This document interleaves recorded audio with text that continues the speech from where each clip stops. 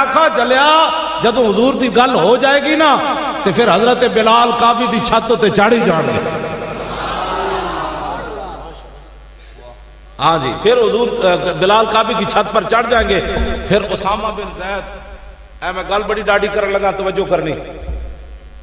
پھر اسامہ بن زید سپہ سالار بھی بن جان گے، انہاں دے ماتحت صدیق اکبر بھی ہون گے، حضرت عمر بھی ہون گے، عثمان غنی بھی ہون گے، حیدر کرار بھی ہون گے، تے خالد بن ولید بھی ہون گے. تو انہوں پتہ ہے اس گل دا جی میرے آقا و مولا جڑا آخری لشکر روانہ فرمایا وہ دے سپہ سالار حضرت اسامہ سن، غلام تے لونڈی دے پتر سن، تے انہاں دے ماتحت چاروں صحابہ بھی سن. اے صرف اسلام ہے. ہاشمی تے قریشی ماتحت سن تے اسامہ بن زید سپہ سالار سن.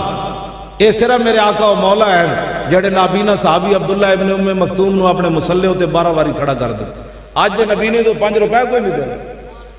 اے جڑا مولانا نعت پڑھ رہے سن نا، عصائے کلیم اژدہائے غضب تھا، گروہ کا سہارا عصائے محمد.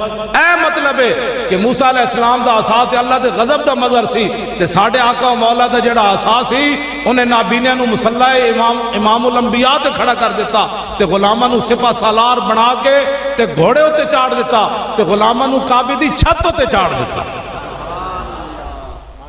اے ساڈے آقا و مولا دا عصا ہے جس عصا دی گل اسی ہے مولانا پڑھ رہے سا.